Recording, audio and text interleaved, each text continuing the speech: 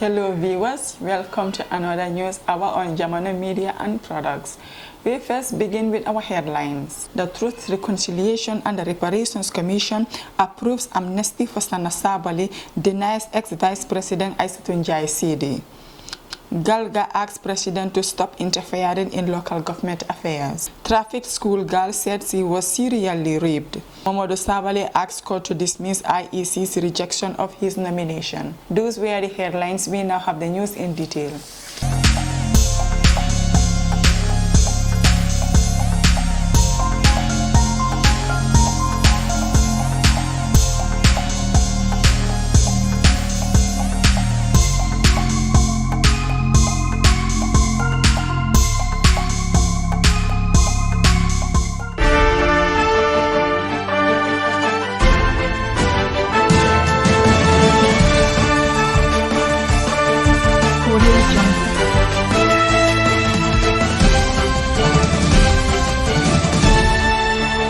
The Truth, Reconciliation and the Reparations Commission Amnesty Committee has approved amnesty from prosecution for former AFPRC Vice Chairman Sana Sabali, who admitted responsibility for the killing of many soldiers accused of a coup plot in 1994. The committee's report, which was submitted to Justice Minister Daouda Jallow on Wednesday, also approved amnesty. Major Boubacar Ba and Zakaria Dabo, former soldier Alaji Kanyi, was referred to the Ministry of Justice for finalization of immunity. Meanwhile, the country's former Vice President, Dr. Aissatou Njie Sidi, has been denied amnesty from prosecuting along with 7 others. They are among people adversely mentioned by the TRRC who applied for amnesty to the Amnesty Committee following the submission of the TRRC report, which recommended the prosecution of specified categories of people found responsible for grave crimes. According to the official report seen by the Standard, the Amnesty Committee received about 25 applications following its call for applications from adversely mentioned persons.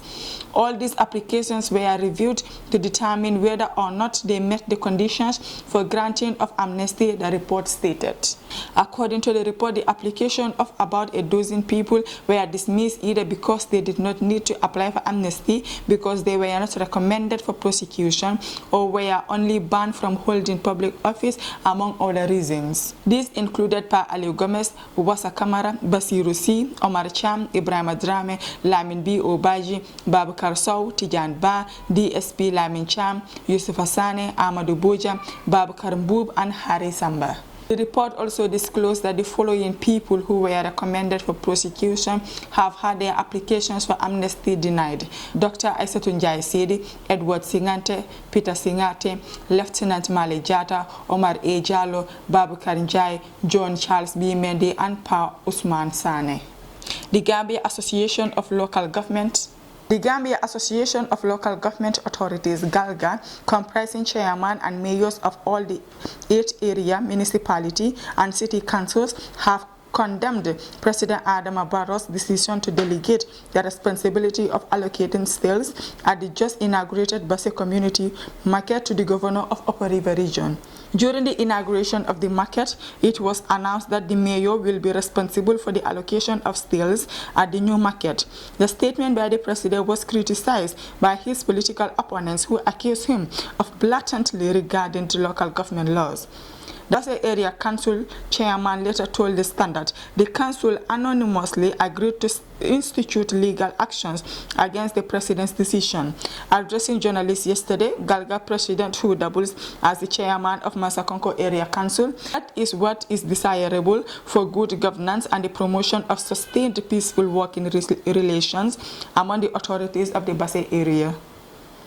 Mr. Sane said GALGA considers the president's announcement in conflict with the Local Government Act 2002 and the powers vested in Basse Area Council by the Act. The announcement has the potential of establishing and compromising smooth relations between the governor's office and the council, and by extension, other regions and local government areas, he said. Chairman Sane said central governments interfering in local government matters is becoming prevalent, citing the Banjul Streets Project, the KMC Mbalit Project, and the CEO saga.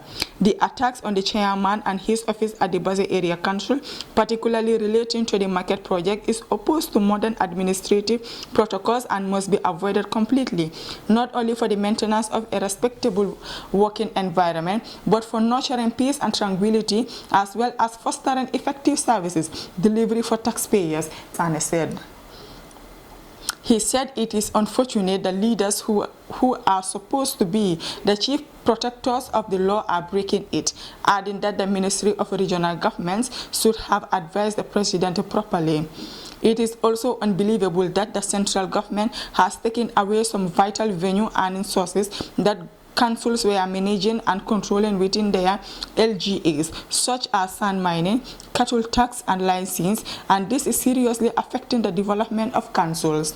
Now what will be left with the council if the allocation of market cartons is also taken by the government? In fact, how and why would governors be given such responsibilities when they are claiming to be informed and promote effective local governance? Is the government really serious about effective local governance and decentralization, let alone the long-awaited local government reforms? A victim of human trafficking and former pupil of Fast Njaga Choi Senior Secondary School told the Carniving High Court that her traffickers raped her serially.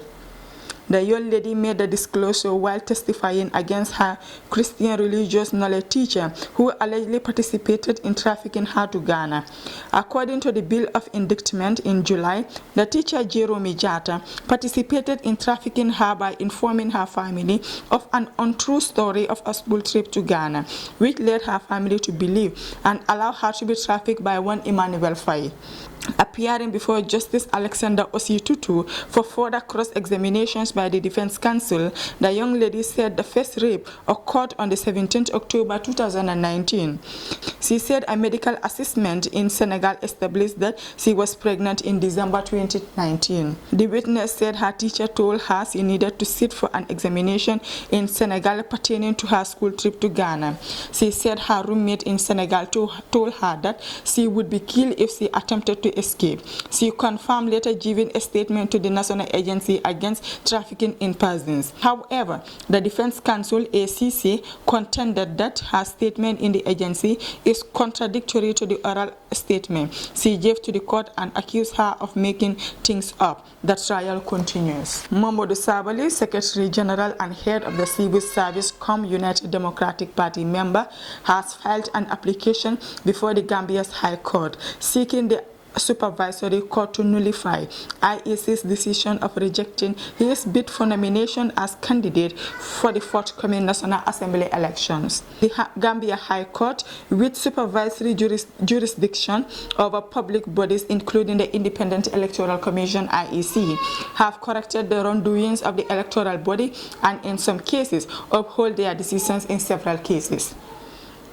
In this case, Mr. Sabali wants the Gambia's High Court to set aside IEC's decision of rejecting his nomination and order for his permission to contest as a candidate for the Busumbala seat. Mr. Sabali on Wednesday, 17 May 2022, filed his appeal with the Registrar of the Gambia's High Court. The file is presently with the Chief Justice, awaiting assignment of the High Court judge to preside over the matter. Mr. Sabali was sponsored by the United Democratic Party (UDP) to contest for the Busimbala constituency seat. If readers can recall, Mamadou Sabali filed in his nomination papers with the returning officer of the Independent Electoral Commission (IEC). If readers can recall, Mamadou Sabali filed in his nomination papers with the returning officer of the Independent Electoral Commission at the IEC office in Birikama, who informed him that his nomination was rejected based on Section 90, subsection 1, paragraph E of the Constitution. According to the IEC's returning officer, Sabali was adversely mentioned in the Commission of Inquiry, formally established to investigate former President Yahya Jammeh and his close associates. Sabali, who appealed against the decision of the returning officer of the IEC, now turns to the courts for redress.